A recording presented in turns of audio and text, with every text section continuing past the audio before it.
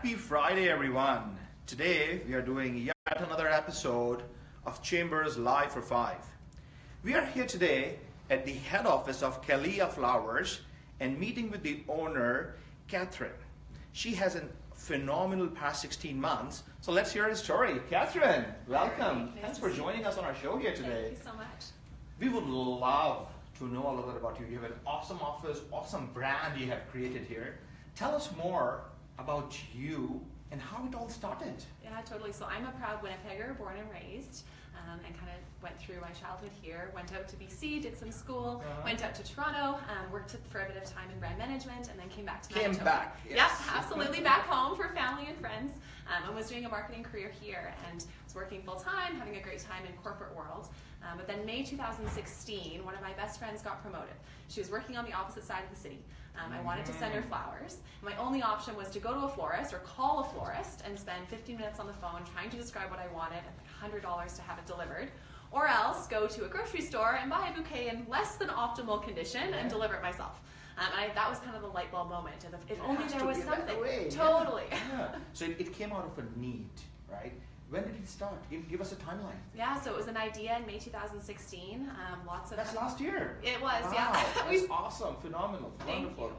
And then how did it progress? Tell us more. Yeah, so we started shipping our first box September 2016. I remember the first order. I packed it in the Tim Hortons parking lot. I drove it across town myself. We hand stickered the box.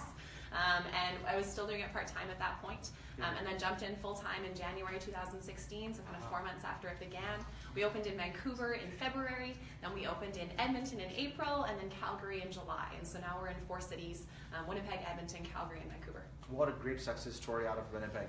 I see you at a lot of Winnipeg Chamber of Commerce events. What role Chamber's relationship have played in this growth? What do you say? You know, it's interesting. We belong to the Manitoba Technology Accelerator, and one of the quotes from its CEO is that it takes a village to raise a child, but it takes a community to raise a startup. And I think that's really true. We've been so fortunate to be part of the Chamber. We've only been a member since February last year. And I think it was Jackie and Joelle who said, hey, I think you should join this. We've got a couple events that you might want to come to. And so we've been participating in the After Business Mixers. We had a booth at the State of the Province last week, being able to access the Chamber members to talk about our product. And we've also leveraged some of the support on the back end. So we work with Matt to develop PR releases around our bigger times of year. And so we've really relied on that support, both in terms of access to customers, but also helping us on the back end. Absolutely. No, that's awesome. What a good story. Every success story has its good days and bad days. Like, it's a journey, right? It's a journey. Tell us maybe that one day where you said, geez, what's happening here? Like, do you recall any such days? You know, it's interesting. We've had really exciting growth, and I'm so proud of what our team has accomplished. So we were chatting before, we've had 1,400% growth over last year, which is kind of really exciting numbers. Awesome, yeah. But the excitement in a startup to grow really quickly is sometimes too tempting. And you know, when you ask about a day, I go back to Valentine's Day last year. We had a partner approach us and say, hey, we can deliver you hundreds of bouquets. And I said, well, you know, I'm only looking to do 50 or 60, like hundreds of bouquets. This is crazy. And so we opened Vancouver early, and we really heavied up on inventory, perishable product, and lots of flowers. And then we were wrong.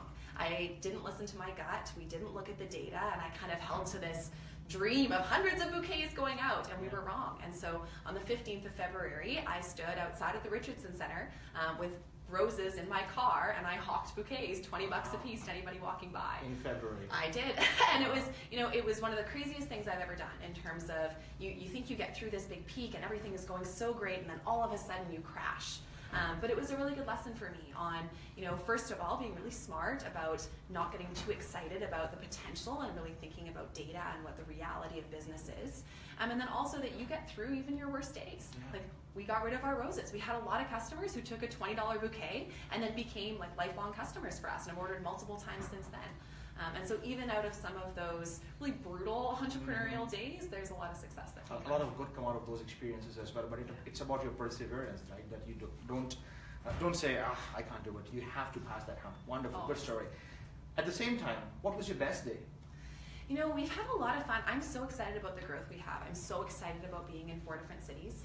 And I'm excited that in a emotional industry, we get the opportunity to provide really special experiences for people. You know, it's not like we're delivering pizza or the trendiest shoes. It's when you send a bouquet of flowers, you send it to somebody you really care about. And you do it to create that emotion and that connection.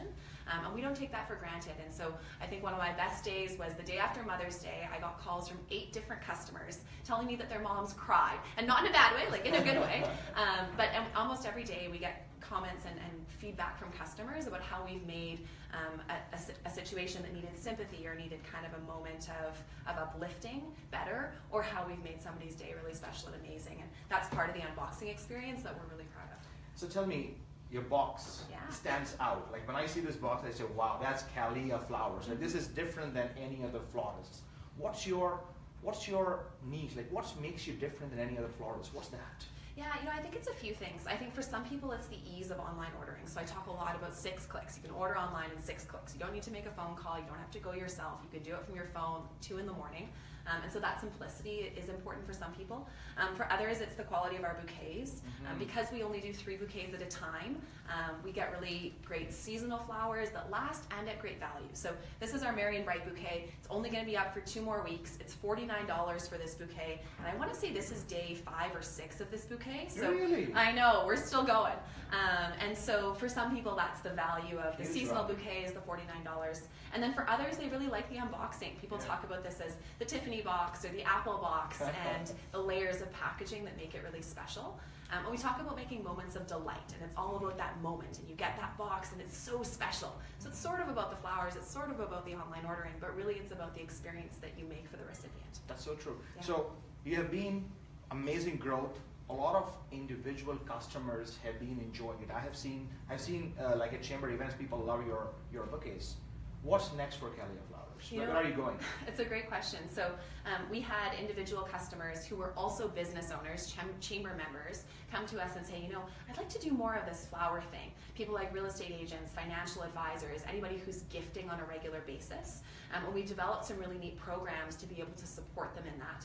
So there's 2. One is our corporate holiday gifting. So there's 6 days left, going all the way till the 23rd. We're delivering, if you want to order 5, 10, 15, 25 bouquets for your clients, for your staff, we can make all of that happen with 1 click on our website. So major convenience, and up to 25% off, so like $35 a bouquet, which is great value. And then we've also just launched a new program that we're calling the Digital Wallet Program. So if you send a lot of gifting, so for example, yesterday we had a real estate agent, he says, you know, I'm going to sell probably 50 houses next year. Great. And so he's pre-purchased 50 bouquets. They're now in a digital wallet on the website. So you go online, he logs in, and it just detracts from his digital wallet every time he wants to send. But he doesn't have to go through expensing it every time and having to figure out where and when and how. It's all super simple. So it's easy for his business, and at the same time you have a long-term relationship with your client. Exactly. That's awesome. You know, I think one of the reasons why we started doing this Facebook Live for 5 series, so that all these success stories, some of the most successful business owners in our community here, could share their stories with our wider audience. So my ask today is that when you see this video, and if you see your business to be where her business is in 5 years' time, or 3 years' time, or 2 years' time, that you are across Canada, and if you have questions, post them in this video's comment section, and then Catherine or anybody from her team will respond to you, so that as a community, we all grow and we learn from each other's. While we may get some questions while we are closing this off. Give us a golden nugget to close this thing. Like, what's that one takeaway our audience is taking from here today? You know, I'm going to recycle advice that I was given right at the beginning, and it was just to start. I was so cautious around, you know, we have to have the perfect box and the perfect system and the perfect interface and the perfect customer support, and it would have taken me 3 years to launch this business if we waited for everything to be perfect. And the cliche advice of fail fast and get your minimum viable product and just get something out there is the reason why we are where we are now. And we've put that into our company culture. We fail fast. We move aggressively to see what works and what doesn't. And I think that's been really important for us, and the best advice that I received and that I'm happy to pass on to others as well. That's wonderful. So this is in line with when the gurus tell us today, shoot and then aim. Because in the day and age of 1,400% growth year over year, you cannot make a business plan for 5 years and not launch a business. Wonderful. thanks a lot for sharing your thoughts with us. Thanks, And if Rafiq. there are any questions, you can post them. Again, Rafiq Punjani, your host from Anigo Cleaning System and AccuRoot Financial Solution, hosting these videos. And a big shout out to Kevin Bose of Inbound Social, who's behind the camera making all of this happen. Ciao.